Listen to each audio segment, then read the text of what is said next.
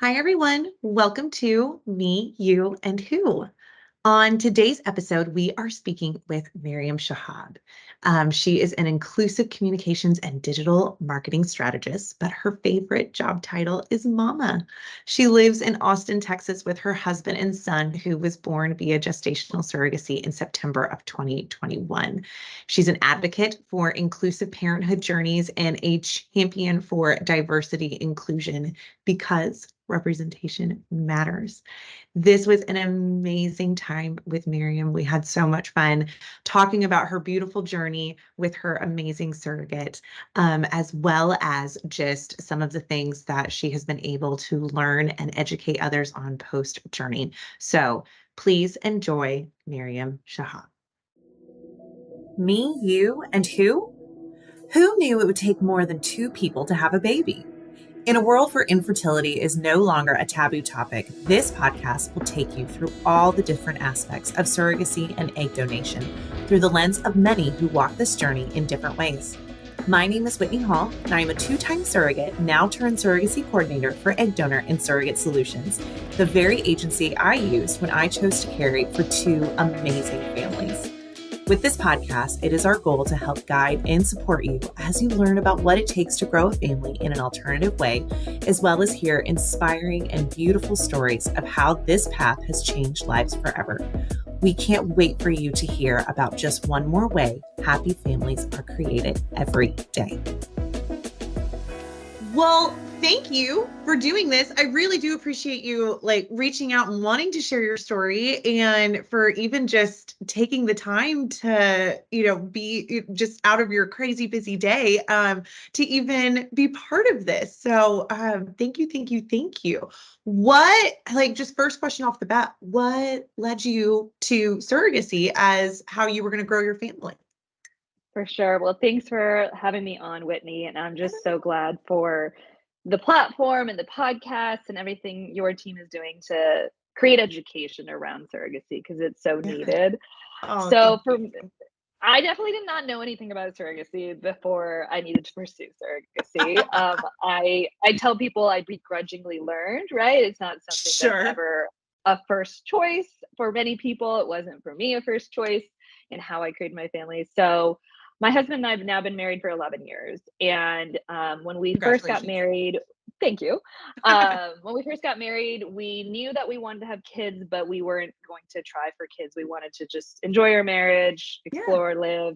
And about like 5, 6 years into being married, we said, okay, let's try to start having children Yeah. and tried to naturally conceive. We're not having any luck. Finally, got to that point of like, okay, like let's talk to the doctors, talk to my Yeah. OBGYN. And what she ended up saying is she recommended I talk with a fertility doctor, given Mm. that I had some fibroids in my uterus. And that would be part of potentially the reason. We did some other tests, that kind of a thing. And she said, start talking to a fertility clinic. And I live in Austin, Texas, and I grew up in Plano, Texas, outside of Dallas. Yeah. And my parents are doctors there in Plano. So what we ended up doing, my husband and I both grew up in Plano. We met in high school, Bible high schools.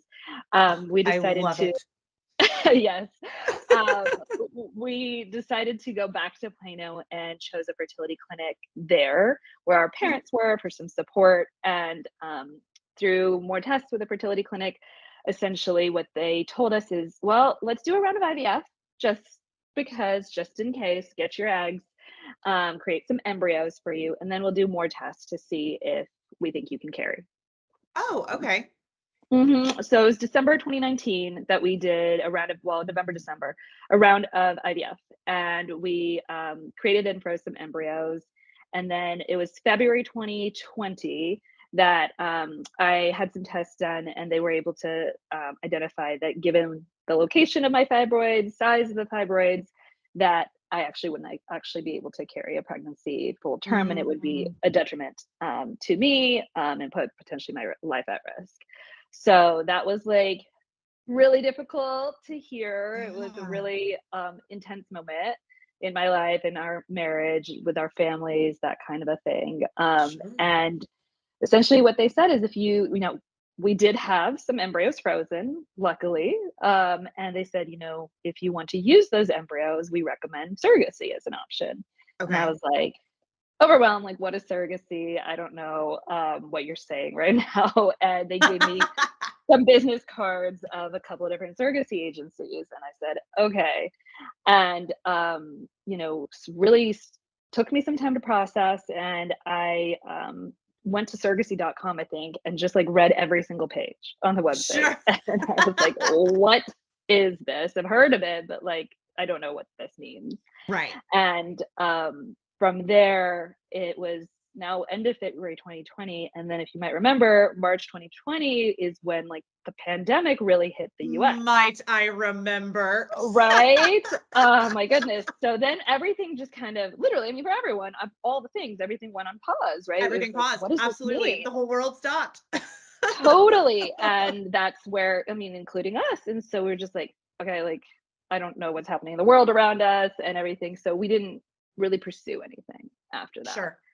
And so then it was March, no, sorry, we went through March, April, COVID was like, COVID's COVID. Yeah. everyone, COVID was COVIDing. And then it was Memorial Day weekend, May, I guess, 2020. And my husband and I decided to like, okay, we're going to sit down and we're actually going to do applications with some surrogacy agencies.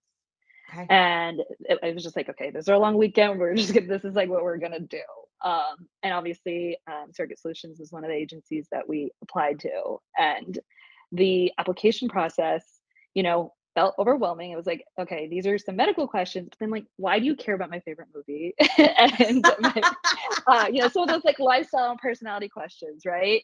But later I realized like how important that like relationship building and the matching. But I was just sitting there filling out the forms. It's like this is a lot of yo-yo of like questions that are Sure.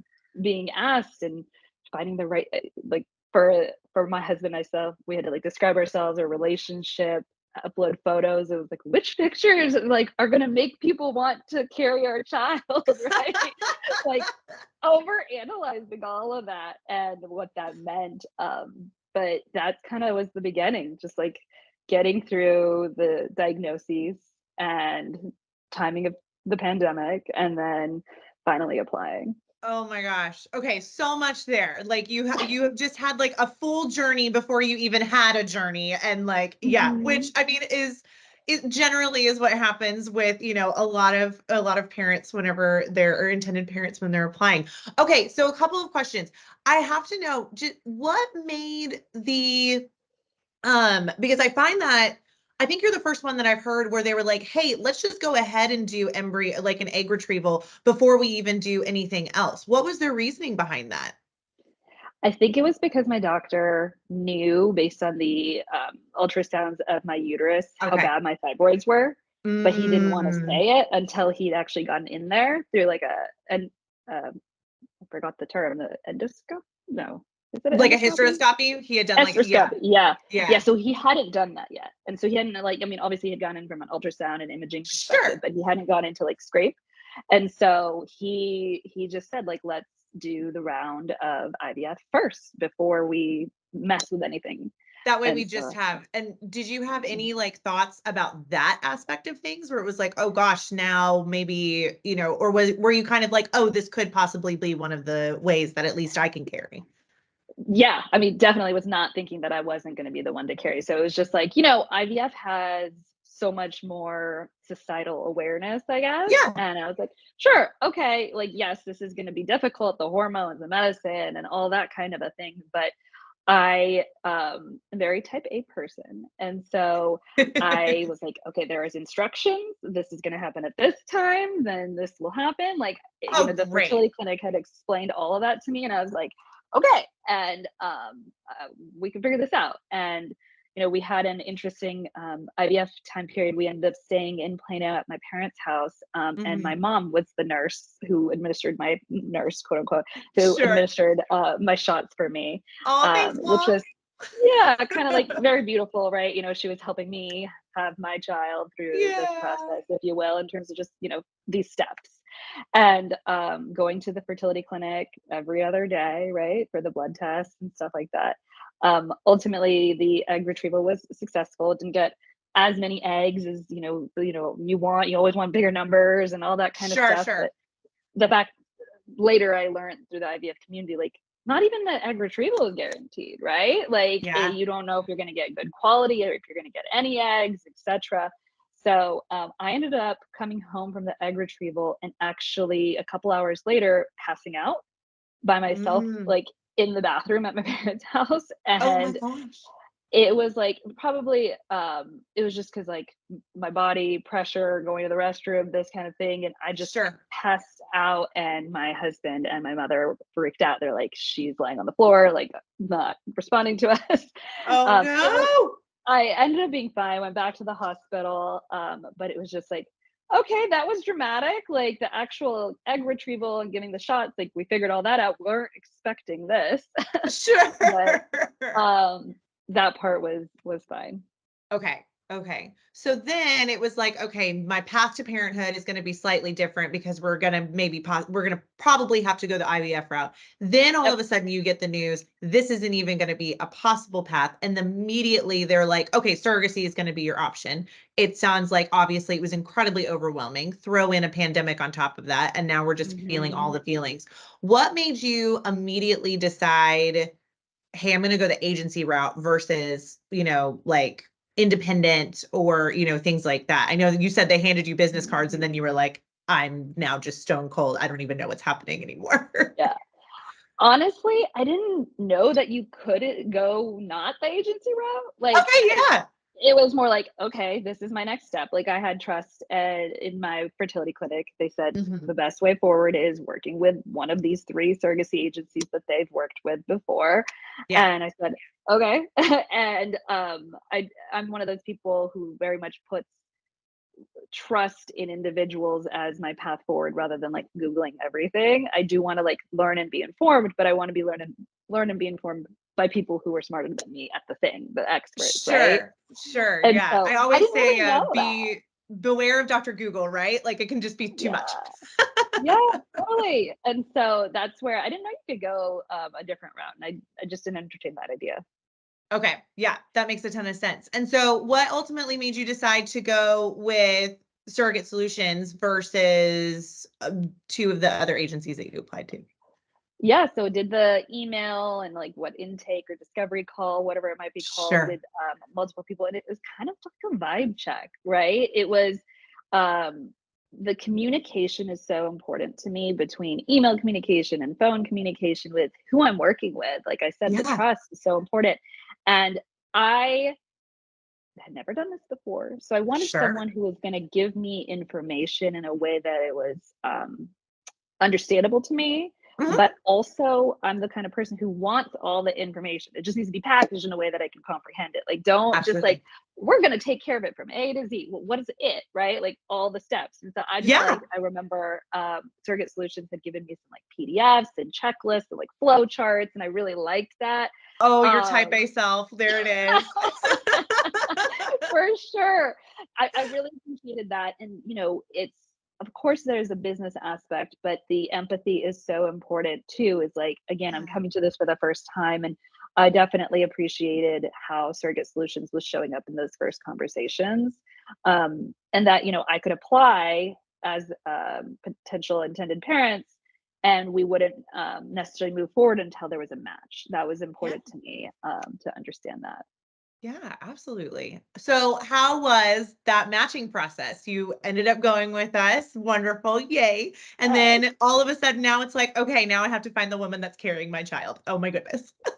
Yes, it was so interesting. So my husband and I, like I said, we met in high school, so we never did the dating profile things, Sure. like, and it like the application and like the meeting people totally, from what I Yes. understand, felt like a dating. Like it's just like you're trying to find your match, literally. Yeah. Um, and it was nerve-wracking because Sure. it's like this person is going to carry my child and I have to convince them to, and I have to be they're vibe checking me and my husband to see if Sure. they want to do this for us. But what was beautiful and like especially when I look back now is we got extremely lucky given it that it was the pandemic. We got matched with Katie, who is our gestational surrogate.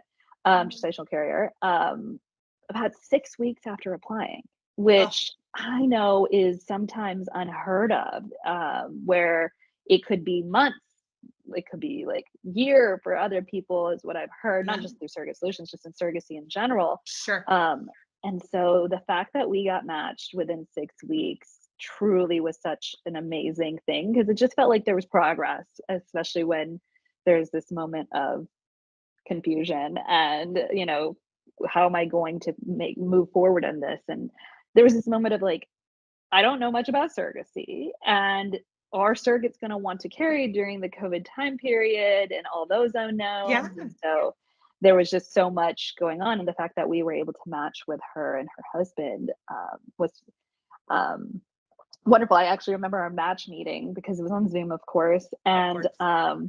there was the coordinator was on the call from Surrogate Solutions, and it's like literally your chaperone for your double date trying to like help you get comfortable with each other because she knows both couples, but we're meeting for the first time. And Yeah.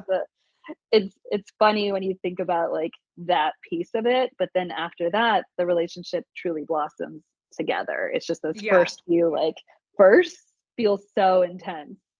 Oh, yeah. Well, and I think you said it beautifully because it really, I mean, that meeting is another, almost vibe check between, each other because it's not like a list, right? It's not, okay, you're at the top of the list and now you're matched with that surrogate that's on the list. Does it work, sort of thing. It is you're looking at profiles and what is your favorite movie or, what are the little things that during that quote, like first date, maybe you guys can connect on and things like that. So yeah, it Uh, totally is that vibe check. And obviously it was yeah. successful. Yeah, I remember actually, I haven't thought about this in a long time now. I just remember we talked about chocolate chip cookies on that first match call too. I don't know how it came up, but we did. That was one of the things.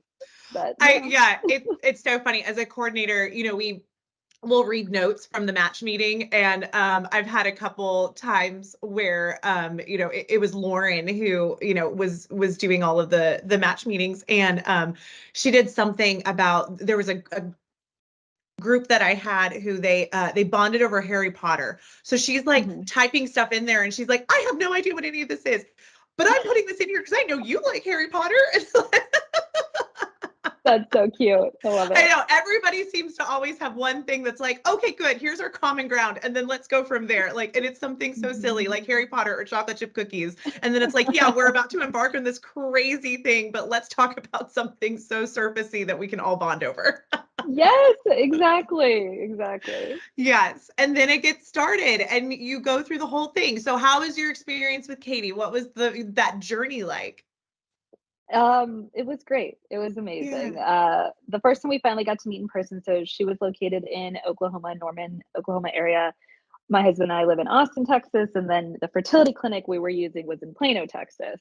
right. So different geographic areas. And we first time we actually met in person was in Plano after a fertility clinic initial appointment that she had. Sure. And we actually met at Corner Bakery. I remember this specific Corner Bakery that we met at. And because my husband and I grew up in Plano, there's a Corner Bakery we've gone to a lot, like with our Yeah. families just growing up. And we were so nervous to meet in person too, because it was like, you've done your virtual dates and the text messages, but now we're actually going to meet in person. And I just remember how, I was like, what am I going to wear? And but the actual journey was so beautiful. There's so many moments that really solidified our relationship together too. And because it was COVID time periods, my husband and I were not allowed into the fertility clinic for Sure. those first appointments. So we remember when we actually had I'm blanking on the word, um, the embryo, The transfer? the transfer day. Yes. Wow. Sorry, I forgot the word. Transfer day. We literally, my husband and I, we called it a tailgate. We sat outside the clinic and we A all met in the transfer parking lot. tailgate. I love We it. called it a transfer tailgate. Like my husband and I had snacks with us too. So her husband sat in his car, and then my husband and I sat in our car, and like she went in and had the transfer, and she's texting all of us in our group chat, and then came back out. We were hugging, taking pictures, all that kind of thing. But literally, my husband and I just sat there, and we actually like made a video because I decided to like make sure I was capturing my husband and I's emotions throughout this whole process. I wanted to take a lot of photos and videos to really remember. And so we had like a vlog, just my husband and I sitting in the car eating snacks, waiting for some updates because I needed something to pass the time, And it wasn't very long, as transfer appointments are pretty short. And They so are, there's like yeah. there's that appointment, and then when we were on FaceTime when we got to hear the heartbeat, when the first heartbeat appointment too. And again, we were in the car outside of the fertility clinic because we still wanted to be there without being physically in the room, right? Right. We still came to Plano, wanted to see Katie before and after the Yeah. appointment, things like that. But it was just like the beginning of the journey. And then when she graduated to her OB in Norman, Oklahoma, their policies by the where the calendar time was going on too, allowed us to come into appointments, which was so fun. And part of the Mm. memories my husband and I have are driving from Austin to Oklahoma, which is like a 6-hour plus drive, Sure. and going there, waking up early, this kind of thing, like asking to have appointments at 10 a.m. rather than 8 a.m. so that we, leave at certain times. Sure. Um, but just all these appointments and being there through this process. Luckily, I was working remotely already, and just being able to like be there for each of these appointments and these milestones helped solidify our relationship together. I love that. I love that. And then, of course, over the course of the time, obviously, like you said, your relationship with Katie blossomed and, all of that. Yeah. What were, besides delivery day, which I want to hear all about it, but what were some of your favorite memories throughout the journey? Yeah, I was thinking about this. So one of the things we did was a gender reveal, and I with embryo testing, technically, you already know the gender of the embryo, Sure. and I didn't want to know. I told our fertility clinic pick the best quality embryo for transfer day. Okay. Didn't have a preference on gender, that kind of a thing. I said just I need the best chance, whichever is the best quality. I trust the embryologist and the fertility doctor. So didn't want to know which one they transferred. Yeah. And I also didn't want to know the gender until we got through the first trimester. That was just like a mental thing for me. I didn't want to Sure. know. I didn't know, like, is it, a real viable pregnancy? And knowing the gender felt like it just felt heavy to me. Like It was a little it made too it feel real. more real, too Yeah. real. And so I was actually out here in Austin with my husband and my best friend, canoeing or kayaking one day. And my friend was asking me, she's my best friend, she's been there through this process for me. And she said, let's do a gender reveal. I said, no, like, I'm just gonna like email the clinic and ask now that I'm comfortable. She's like, why? No, we're gonna do a whole gender reveal for you. I said, okay, like she convinced Oh, me. And so she was the first person to know the gender because when I connected her with a fertility clinic, gave all like the legal approvals for her sure. to find Sure. out the gender. So the fertility clinic emailed her and she had to sit on this information for like a week and a half, 2 weeks while she planned the gender reveal. And she's like, I Oh, actually can't hang out with you because I can't like just cannot. accidentally tell you this, right? And so we just did a little gender reveal. We did one initially here in Austin with some friends. And my friend, also kind of type A like me, she asked me, how do you want the reveal, right? Do you want it in a cake? Do you want a balloon? Do you want, Sure. there's so many ways to do it. And I don't remember what I actually told her, but what she did is she picked two ways to do it. So she got a balloon with the color inside, and she got cupcakes with, and she had told the bakery the gender, and she said, this is for gender reveal. I want blue. My son wanted to have the blue for him. And so she got both. And so we're here at the party at my townhome, and I say, okay, like let's do the cupcake. Let's cut into the cupcake. Let's find the color out that way. Yeah. And my friends were like, no, the photos look better if it's the balloon. I said, Ah, okay, fine. right? And so we end up doing the balloon and finding out we're gonna have a boy and celebrating. And then Oh. now it's time to eat cupcakes. Let's have a party, right? So we cut into the cupcakes and there's actually no color. Like it's just has no filling. And Oh we're like, what if that had been the way that we had found out? We would have all been so confused. And my friend would have been like, I guess I'll show you the email. Like, so she was so happy she had two ways to announce it to us and to our friends. I And love it it. was just like, it was like, really, this happened? And then we did another gender reveal with our families back in Plano, and we decided to keep with the balloon route because that That was solid. We didn't want a photo. bakery incident. Yes. Yes, we don't trust the bakeries anymore. So, but got the color inside the balloons, the confetti, beautiful shots, and revealed it to our family that we were going to have a son. But the thing is, I had no boy names at all. I only had girl names. Like even when we were trying to conceive naturally, like I just did not know what to name if we had a son. Like Yeah. I had a list for girls. My husband and I discussed that list, and now we're having a boy. I was like, well, no idea what we're going to name him. Like Yeah. We're there's back to zero now.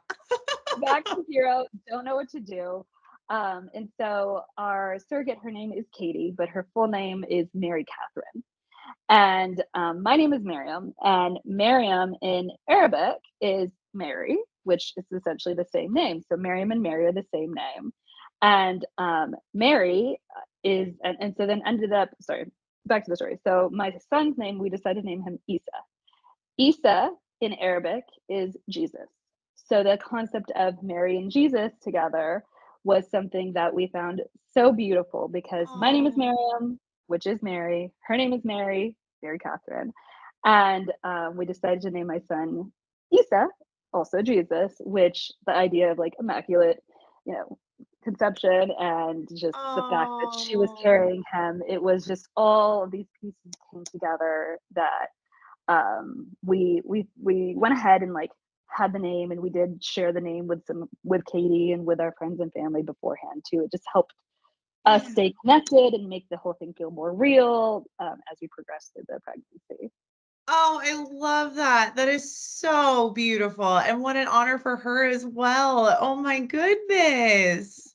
So So let beautiful. me let me ask you this. So it sounds like you had friends that were like, you must have a gender reveal, and your mom was doing the shots. What was it like telling your family, hey, this is how we're gonna have our Yeah. child? Yeah, I mean, what was, you can't plan for these things, but what was Sure. great is that fact that we worked with a fertility clinic in Plano. And so my parents were there for exactly the moment that I found out that I wasn't able to carry my child. Mm, And mhm, they were there for the information that if I wanted to have a child of our own, it would be through surrogacy because we already mhm. had everyone in my family, close circle of friends knew that I'd done IVF. And so that part was, they very much deferred to me and my husband on like, what do we want to do with this information of like, if you want to have your own child, it will be through surrogacy. And very much supportive in the sense of like learning with me on like, what does surrogacy mean? Sure. How are we going to finance this? Things like that. Yeah. There was also when there's the inner circle, the family and the friends. And then after that, like the idea of like telling other people became something that was like, even with a traditional pregnancy, some people want to wait till it's Bible pregnancy, that Yeah. kind of a thing, or further Of course. along, anything can happen in a pregnancy. And so part of it was I work in social media marketing, so I have a public social media for myself. And so it's like, Yeah. the traditional social media announcement, like, how am I going to do that? I want to do it. Should I do it? Like, what is it going to say? Right. Like, I don't have Sure. a belly photo of my own to share. But like all those traditional announcement things, I wanted to do them. And it was finally my time, to share because I'd gone to enough gender reveals, baby showers, celebrated enough like pregnancy announcements of others. Yeah. And so when I shared it most publicly was on my own Instagram and shared a post, and I genuinely was vulnerable in the sense that this is something my husband and I have been trying for many years. We went through IVF, and we are blessed to have this amazing gestational carrier who's going to bring our son into the world. Yeah. And had so much positive reaction from people that I know or knew before, and I'm still connected to. And I also had a conversation with work. I was really worried, what kind of maternity leave am I going to get? Sure. And how do I announce it, one, to my boss, but then two, to HR, to figure out what is our policy? Like, I tried to read it myself. Like, I don't know, like, it didn't say the necessarily this word. And I had a lot of tenure at the company. I'd been there for, I guess at the time, maybe like 8-9 years. And Yeah. so I had a lot of relationships, and I wanted to leverage that. I was like, I'm going to get my maternity leave. I'm going to get at least 3 months of maternity leave, one way or the other. I'm going to, like, the basic maternity leave, I guess, is 3 months nowadays. And I was nervous to tell them. And of course, I told them before I would post on social media, and had good conversations. And they ended up, my HR person from my office had not ever administered a maternity leave, it's the terms that she used, for a surrogacy leave. But my Okay. company at the time was part of a larger conglomerate of companies. So she reached out to the HR folks at the other companies, and turns out, like, someone at another company had administered a leave for surrogacy, and she tried to use their templates to come up with something and build a maternity leave package for me, because the company had what is it called, like unlimited PTO. So Okay. like basically connecting some unlimited PTO with some family leave policies, and ended up being like two bouts of different leaves, and we meshed it all together and Oh made my a goodness. All the 3 month leave things. for myself. Yeah. So like telling people at work was definitely part of the process of just, I didn't at the time want to take on the education mantle and the awareness building mantle that I do now of being a advocate for surrogacy. At the time, it was just like my life, and this is, I just need to tell you, I'm having a child. Like, this is how it's happening, kind of a thing.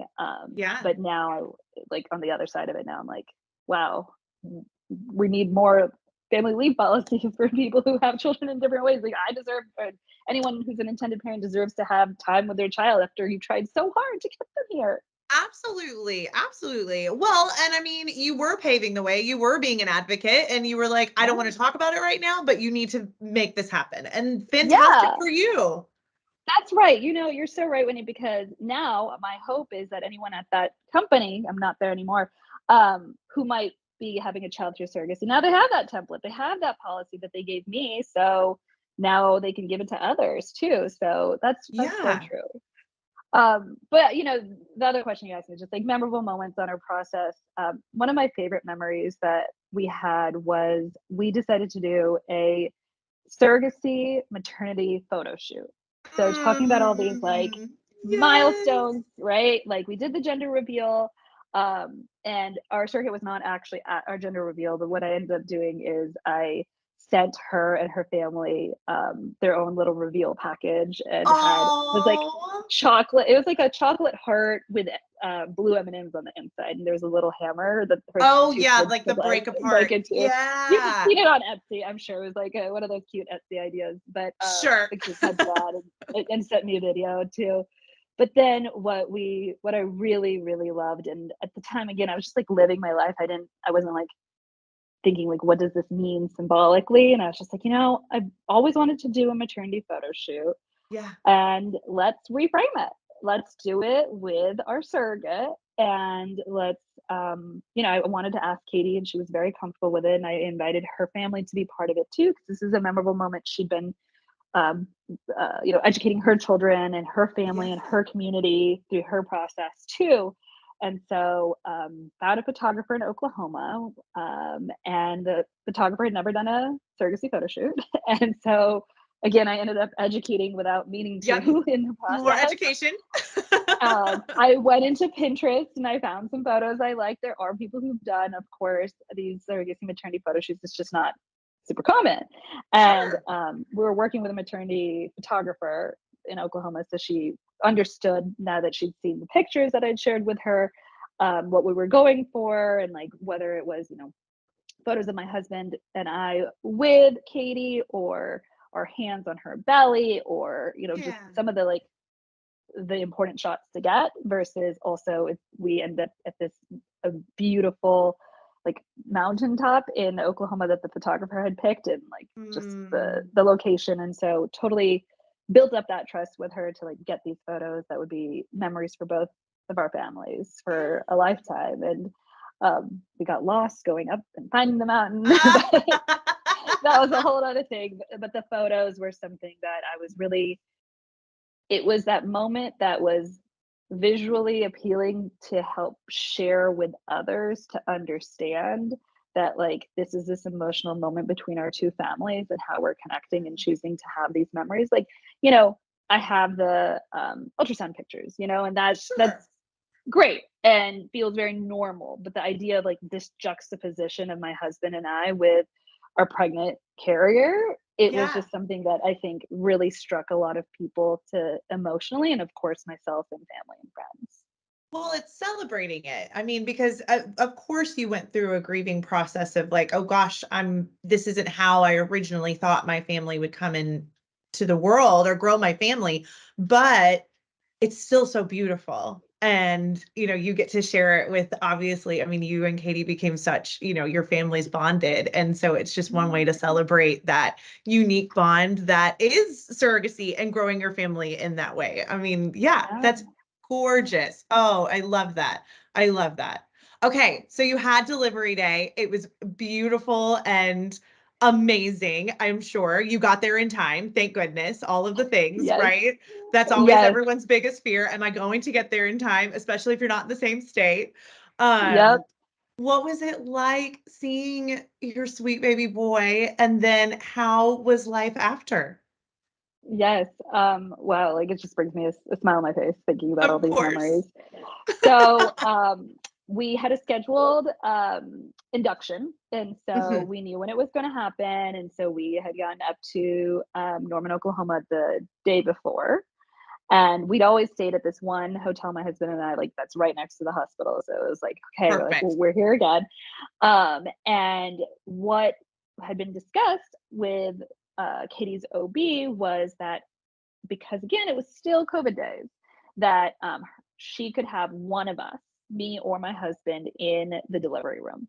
Okay. And that was for like the last 2 months of pregnancy. It was like that was kind of what we were going with. We've been the surrogate solutions coordinator had been talking with the hospital and the labor and delivery team and all of that, which Right. was wonderful, Right. helping me feel comfortable too, on what that process would look like. We'd have our own mother baby room and all that, like understanding all that. So Sure.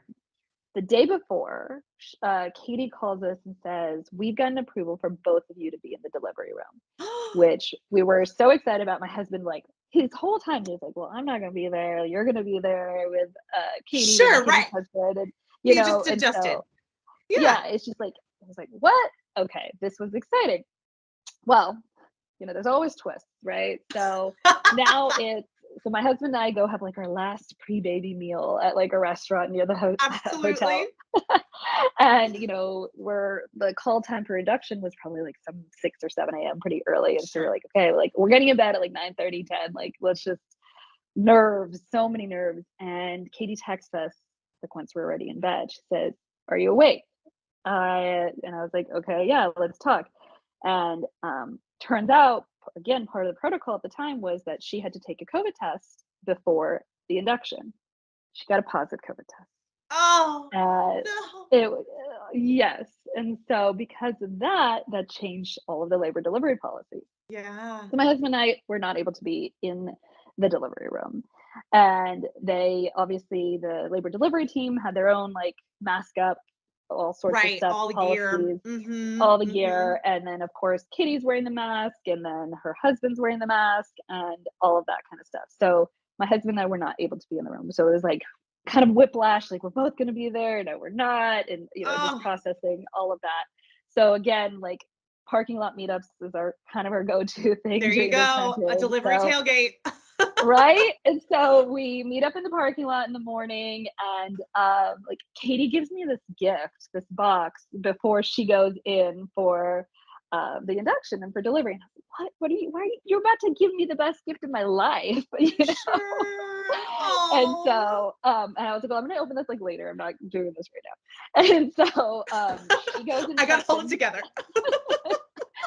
She goes and checks in to her into the labor delivery. My husband and I actually go ahead. The hospital gave us our room on the mother baby Right, floor. And right. so we're sitting there waiting, texting, FaceTiming. Time Sure. goes by so slowly. Oh, And and it's like, inductions are, yeah, and you don't know what's gonna happen. It could take forever, it could take a mhm. minute. Yeah, absolutely. Yep, time goes so slowly. And so now, so we're like eating lunch. I'm like, how am I eating food right now? Like, I don't know. And so finally we get the text that it's time. And she has a beautiful, easy delivery, Oh, literally wonderful. like minutes. Like the OB was across the street, like it's just different buildings, and she Right, had to right. run over because things were moving fast. And so she gets there, beautiful delivery, and Katie's husband actually took so many videos and photos for us, which was amazing. Oh, And literally from labor delivery, which I think was a lower floor, and we were on mother baby, my son Issa is brought to us like within minutes of being born. And the doctor actually did this beautiful thing where she left part of the umbilical cord still on. Like, of course, it had to be cut, but like kind of like a good couple inches sure. so that we could cut it when Oh, he came up to our room. And the nurses there were wonderful. And, because Katie was technically COVID positive, right. now Issa was considered technically COVID positive, and Okay. now he's coming to our room. So we have to wear masks. And so my husband and I are wearing masks. First time we're meeting our son, but this nurse, she's so wonderful. She's like, takes my cell phone. She says, take off your mask. You're meeting your son for the first time, and takes these beautiful photos. That is like still my Oh, like number one photo where yeah. I'll share the photo with you later, but it's you again, you can't make this stuff up. I'm crying and smiling, the biggest smile of my life, and crying at the same time. Absolutely. Absolutely. And it's just like the juxtaposition, like there's a lot going on. And Yes, so of this course. nurse was wonderful and just like took all these photos for us when we Oh, first met him, and it was, you know, just truly amazing. I was like, this little boy, he's my son. He's here finally. yeah, he's yours. Yes, yes. Oh my gosh. Considering especially just the timing of everything, and then, I mean, it sounds like, especially with her being COVID positive and all of that, and like you said, the whirlwind of will we, won't we, it sounded like it was still just the most perfect, beautiful moment as it should have been. Oh, exactly. Like, honestly, would never have had it any other way. Like, I don't Yeah. regret anything. And like, and also the hospital was just so wonderful that all of the tests, I guess, that you would do within a few minutes of the baby Sure. being born, they did all that upstairs in our room. So they also wanted Ah, to get Issa out from that room and into our room. And so, like, sure. all of the measurements, all of those things they had the heat lamp on and everything. And he brought him to our room and they did it all with us right there, which was Oh, just yeah, with amazing. mom and dad. Yeah, yeah, it was amazing. And like, they do all the other, I guess, hearing tests, the vision tests, but then he had to have like literally day one of this kid's life, he had a COVID test. So, COVID era Well, of baby. course. Yeah, COVID babies. I mean, there's something special about them. Yeah, no, and he was fine. Katie was fine. Both of them, Yeah. they didn't actually like have any COVID symptoms or reactions. Oh my gosh. Okay, so what was in the box? What did she give you? It was a blanket. So it was just this Oh. beautiful baby blanket that we still have. And, it's just going to be one of those memories for Issa that this came from Katie and her family. Oh, I love that. I love that. So how was, because it was COVID times, how were your first couple months, like, you're mom now? I mean, you were mom, but now you're mom with a newborn. Yes. Amazing. So we stayed in the hospital, I think 2 days. And we drove from Norman to back to Plano. Yeah, So we had a pit stop there at my family's house, got to meet the sure. grandparents, Did Katie have to stay in cousins. the hospital longer, or was she able to go home? Oh, she was actually able to go home before we did, so Oh, which was great because they wanted to wait to test Issa some more as well, sure. and so she got to go home. I think it was the next day. Yeah, it was pretty Oh, that's quickly. great. That's great. Yeah, So her so COVID symptoms weren't like major or anything like that. no, That's no. awesome. But one of the things actually, because of that whole situation, she and her husband actually didn't get to quote meet Issa.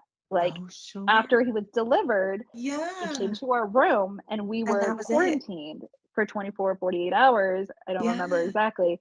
So she didn't get to meet him, which was like, oh, it was very Yeah. emotional. Yeah, yeah. And so then, now we're journeying all the way to Plano and from Plano to Austin. And Absolutely.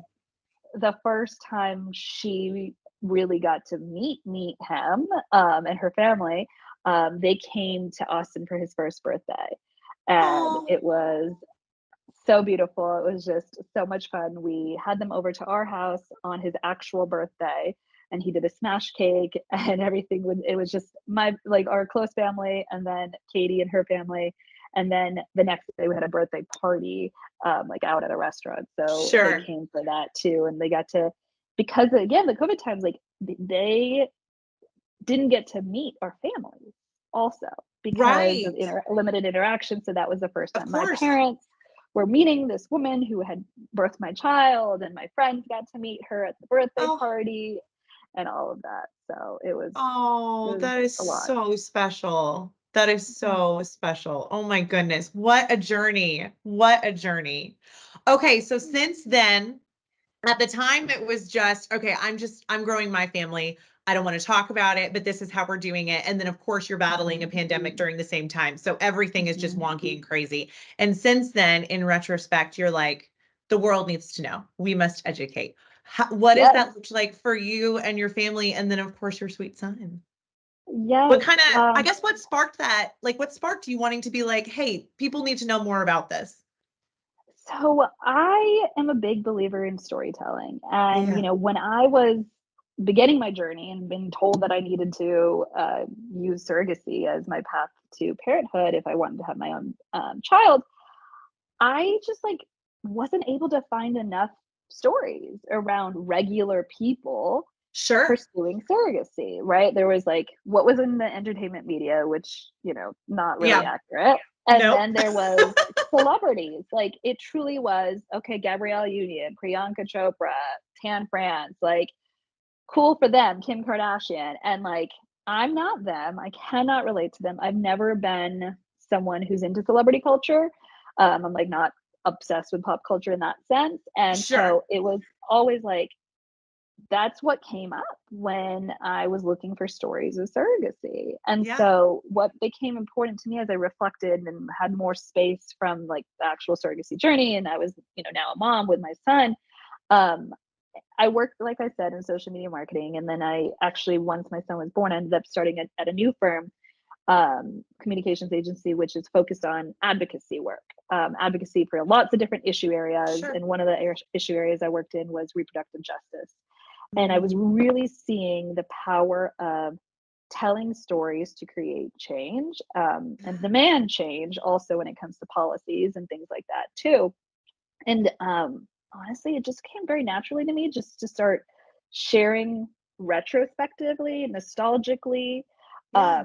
On transfer day, a year after transfer day, I shared on Instagram, on my personal Instagram, that blog I told you about, like the transfer tailgate and like the videos that vulnerably that my husband and I took mostly just for ourselves, but I shared them publicly and the amount Yeah. of responses I got from people who were so thankful for me sharing our journey beyond my just micro group of friends and family was amazing. And it felt really good to me that people were asking me questions about IVF, asking me questions about surrogacy, Yeah. some because they're just curious and some because they actually like needed the information for Sure. themselves or for someone in their friends and family circle. Literally yesterday or day before, yesterday before we have this podcast interview, I got a message on Instagram because I've continuously shared some of Mm-hmm.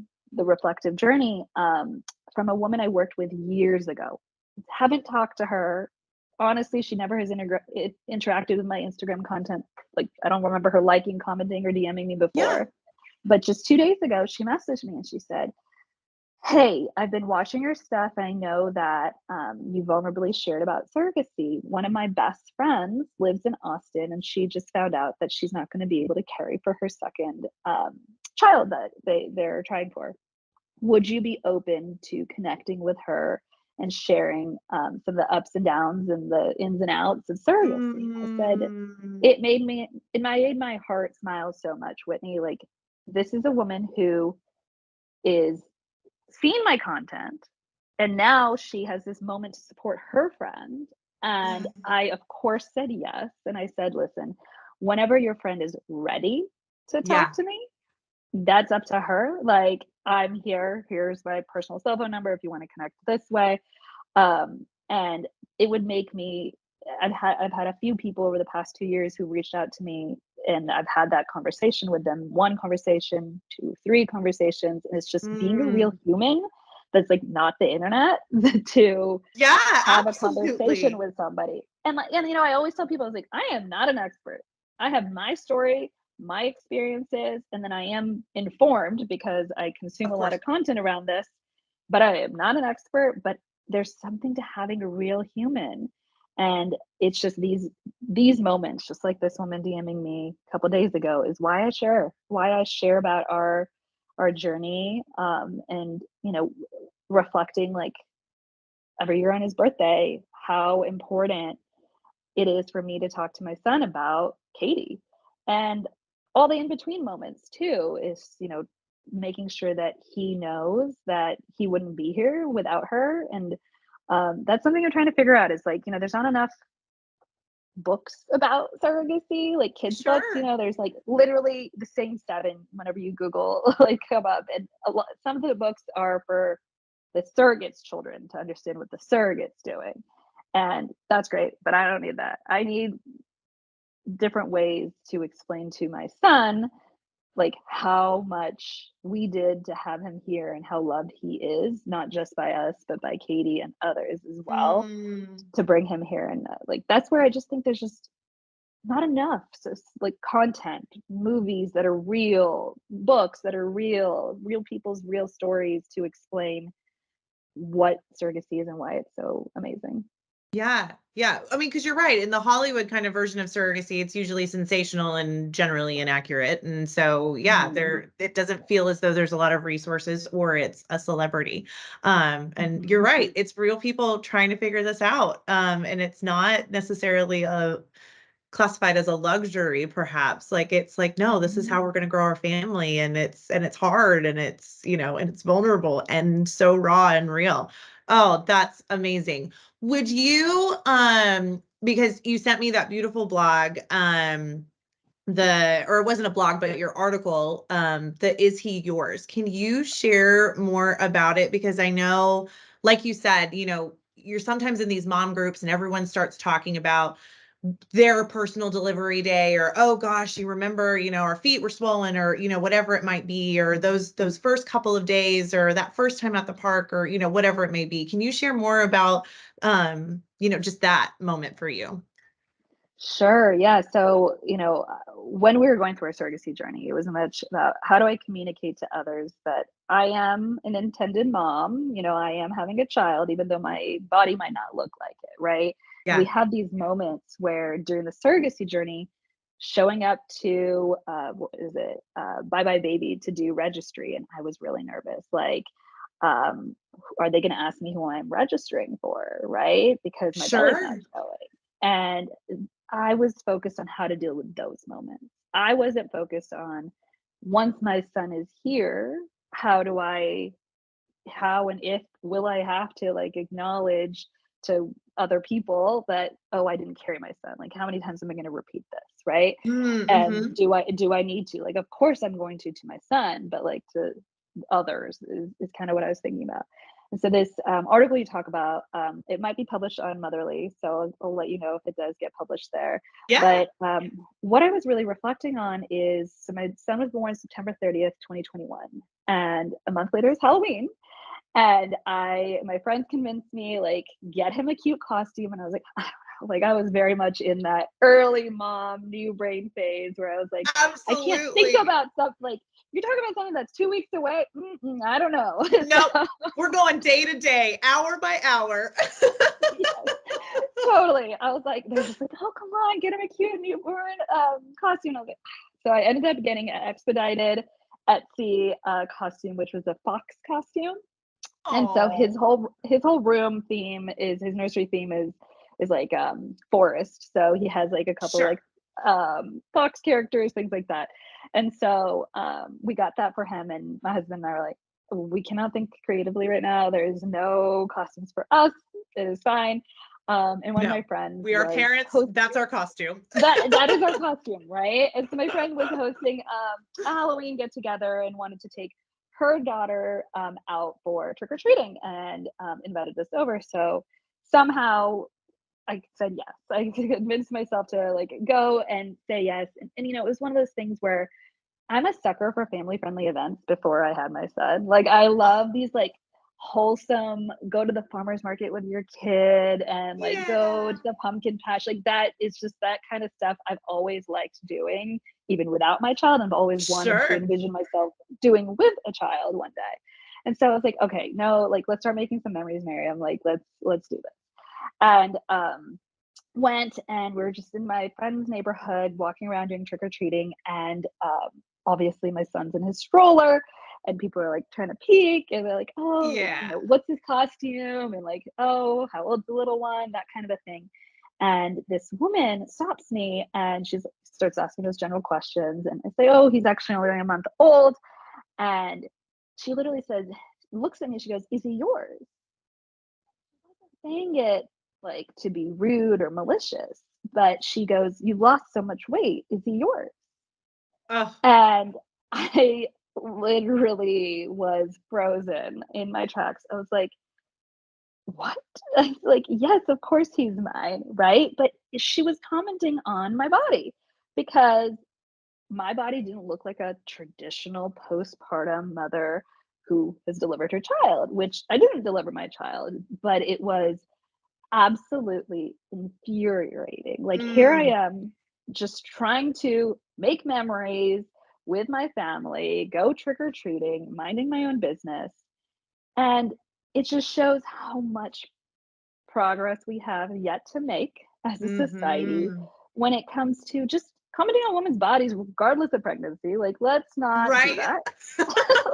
Like, that's one layer right there. Like, That's just like no. the first layer, right? Yeah. And then commenting on what a postpartum body should look like.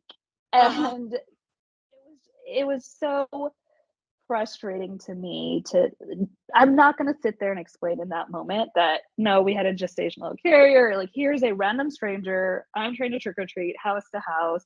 I wish I had said more to her, but in that moment I didn't realize that I was going to have these moments that Mm. I do want to prepare myself emotionally for, to protect myself, and then proactively, like, what am I going to say next time, type of a thing, now that I've Yeah. experienced that this is something people might ask or might say, type of a thing. So it's one of those where I want to be proactive about letting others know, including my son, of course, that he was born through surrogacy. I'm not hiding that fact from anyone. I'm not ashamed of that fact. Frankly, I'm proud of that fact. Yeah. And that's one of those things that I think we just all need to create more awareness for surrogacy. And that's why I share my story, is to truly share that these things happen. And now we all need to reassess our own biases around what motherhood looks like or what pregnancy looks like. Oh my gosh. Yeah. Oh, I whenever you first when I first read the article and then when you first told me about it, I was like, I have so many thoughts and feelings and I'm not gonna get on my soapbox. But I mean, I completely agree because you're right. Motherhood, postpartum bodies, how you get to motherhood, you know, like how you get to, you know, just parenthood in general is so different for everybody. And I mean, sometimes it sometimes you just don't deserve to have the answers to those questions. So just don't ask them. Like, just let it be a mystery and move on with your life. Yep. But yeah, for those who have kind of maybe those unfortunate encounters or are given, you know, if we want to put a positive spin on it, are given the opportunity to educate. Yeah.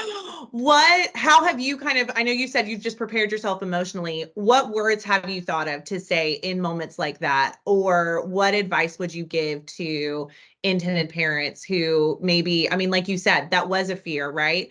When you're going to register, when you're showing up to hospital classes and you're not obviously pregnant or, you know, things like that. What would advice would you give or words that you would maybe give to that situation? That's a good question. Honestly, I'm still struggling with that piece. Yeah.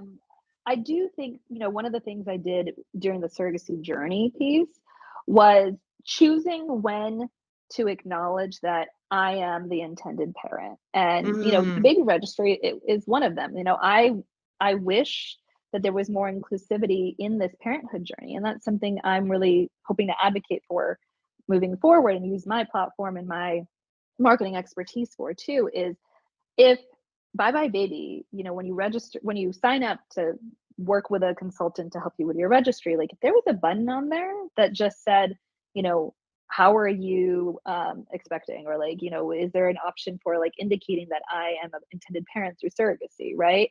Like, you don't need to show me the maternity wear. You don't need to show me the, like, what can I opt out of, right? And I was choosing not to breastfeed or use my carrier's milk. So, can you show me more things about formula? Like, could they customize that experience to what the process for the parenthood journey looks like?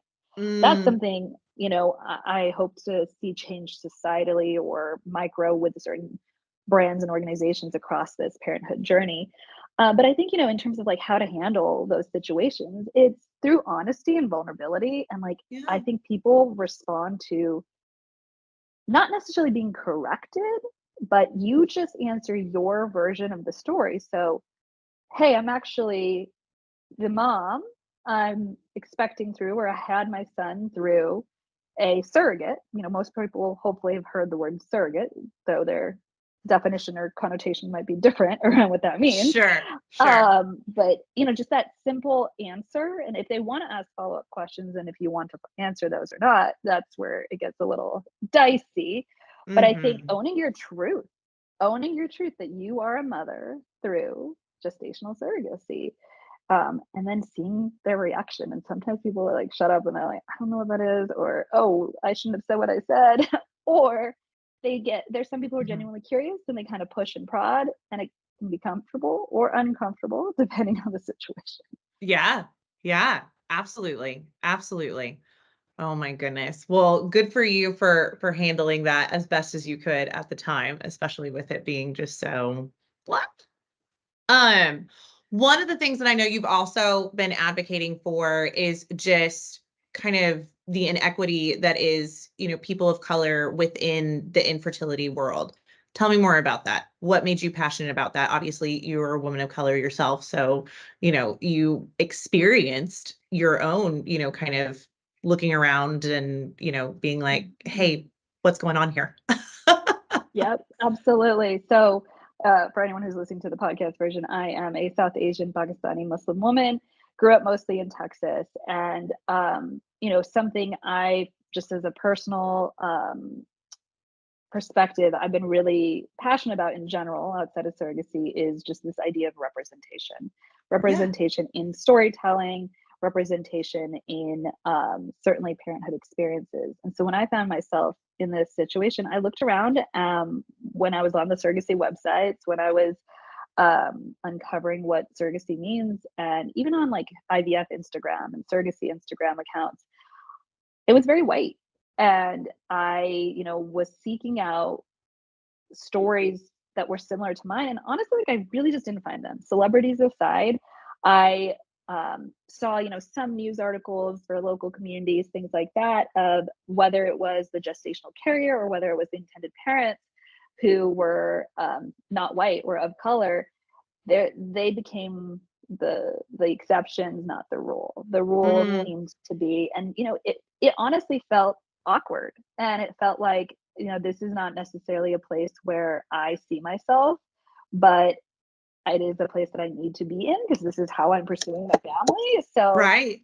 like, it is what it is at the time. But when I reflect on it, there with Surrogate Solutions, one of the things was we had a Facebook group where it was for intended parents, and I understand there's a separate one for surrogates too. And I literally was clicking on people's profiles and other intended parents to see like who they are, where they're located, that type of a thing. And there was another South Asian woman who was in the group at the time, and we started messaging each other on Facebook. And Hmm. I don't remember if we both acknowledged that we were both South Asian or not. But I just was so curious. I was like, who else is the type of people who are pursuing surrogacy or as intended parents? I just like wanted to learn more about these people, and had connected with a few different individuals, but for the most part it was not surprising to me. It was more disappointing that there weren't more women of color on both sides of this as part of the process. Yeah. Why do you think that is? I've been thinking about that one. I think one, surrogacy is still really new in like the grander scheme of things in terms of Sure. how to have a family. And two, I think part of it becomes that you are what you see. So I do think that women of color may be less likely to pursue being a surrogate or being an intended parent because they don't know anybody who Mm, in their community has been a surrogate. I think that's also part of why I'm so open to sharing my story, because I had no one. I still really don't know anyone but this one person from the Facebook group who looks like me, who has been in the surrogacy world and had to. mm. And, it's my understanding that a lot of people, rightfully so, want to be private about this. So it's not that it's not happening necessarily. It's just that I think that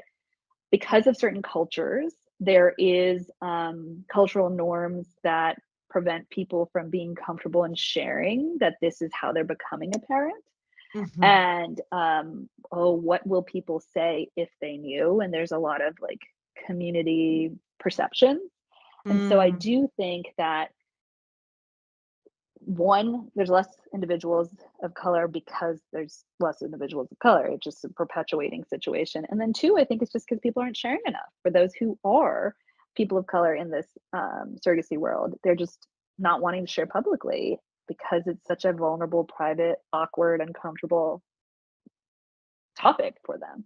yeah, absolutely. What I mean, I know kind of your background with social media and marketing, so it's almost natural for you to eventually wanna share, but for those Mhm. who maybe just aren't that comfortable, what advice would you give them as far as maybe just that first step of sharing how they got to where they are and just sharing their journey in Yeah. general? Prepare yourself for, think ahead for the worst question. And, one of the ones that I know many individuals who pursue surrogacy get in some form or fashion is the classic question of, why don't you just adopt?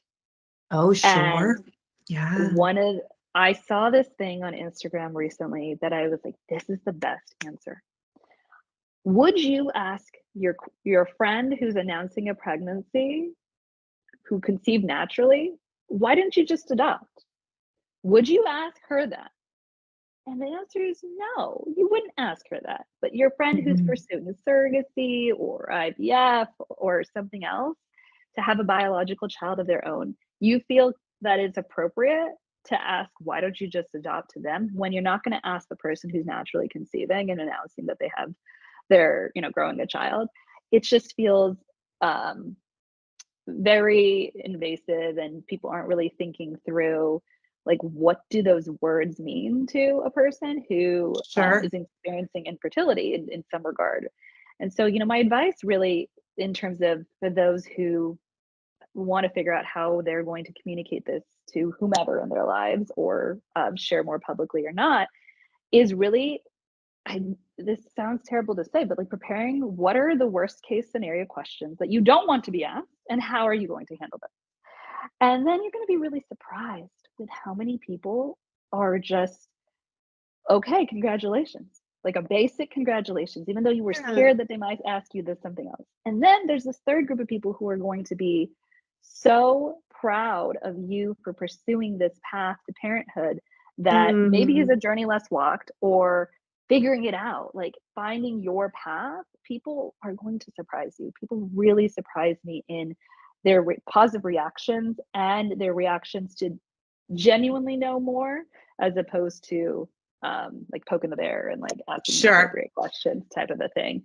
Um, and the idea of, so many people were, who I didn't know went through IVF, or someone's sister went through IVF. They, were like, oh, there's so much, like, I saw what that took, and you're doing that plus more. Like, Mhm. just to understand all of the different paths to parenthood that other people might have someone else in their life or themselves pursuing.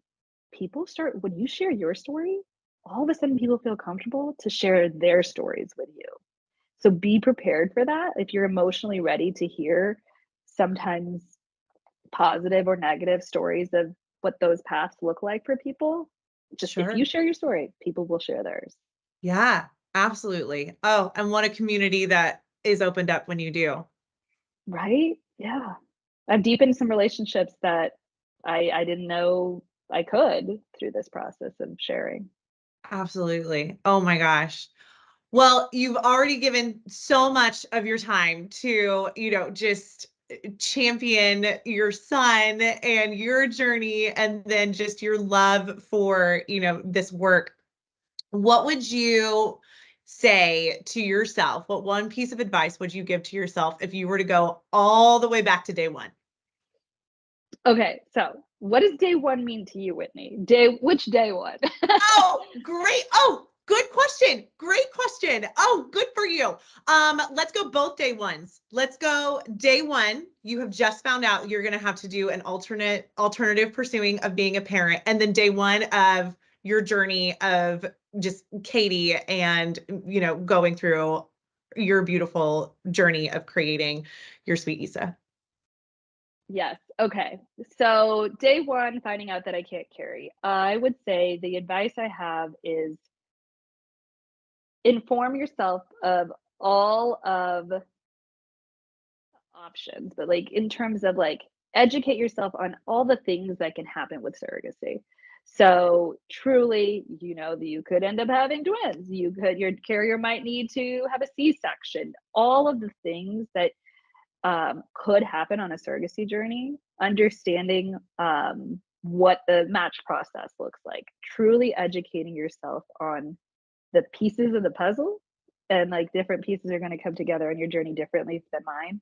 So I'd say my advice is like, learn the surrogacy industry. And I know that's overwhelming. And I learned so many like GCIP, didn't know what that was, MFM, didn't know Sure. all these terms, but I learned because I wanted to be informed. I didn't want to feel confused. So I kept learning. And I think the surrogate solutions um, coordinator also helped in terms of educating me, and then I would learn something from her and I would go like Google it and learn more and understand like what, okay, so most surrogates have to go see an MFM because it's a IVF pregnancy, and just learned so much. Just keep learning so you can Sure. feel informed. Day one advice to the start of the match, or like once you're matched. Okay, so this goes back to what we were talking about earlier. I'm type A. My biggest advice, and one of the biggest growing pieces of like just growth, personal growth I had, was learning to give up control. Mm, I it mm. was I am, I like to say to my husband, I am less type A now because of, in general in my life, because of surrogacy, because I've learned that I could not control the situation beyond, of course there's medical appointments, there's all these things, but I'm not going to tell Katie exactly what to eat for breakfast, lunch, and dinner. I Sure. cannot control what's going to happen medically? I can't control these things. So learning to give up control and trust, and truly trust the carrier, as well as trust the medical process, trust all the people involved, the coordinator who is smarter than me and has done this before, uh, you know, trust and faith that what all these pieces of the puzzle will come together for something beautiful that you're really trying for. So just that's my biggest advice. Like, be willing to give up control and hopefully there's a great outcome on the other end of it. Absolutely. Absolutely. Oh my gosh, you're so right. That trust piece is so important to the whole process. All right, my last question, which, as everybody knows, I have a beautiful codependent relationship with my sweet cup of coffee. So I always love to ask, literally or figuratively, what filled your cup this morning? Coffee. Absolutely. Yeah, absolutely. Yep, we don't function without it. We do Well, not. no, absolutely not. Miriam, thank you so much for your time. Thank you for continuing to share your story and spreading your love for the amazing thing that is surrogacy and all that is involved. So grateful for you. So grateful for Katie. And just thank you so much. We are so happy for you and your sweet family. And I am just so appreciative of all that you are doing to just champion what this amazing industry is. So thank you. Thank you, Whitney. You have just finished listening to an episode of Me, You, and Who. To find out more about egg donor and surrogate solutions, go to www.createahappyfamily.com.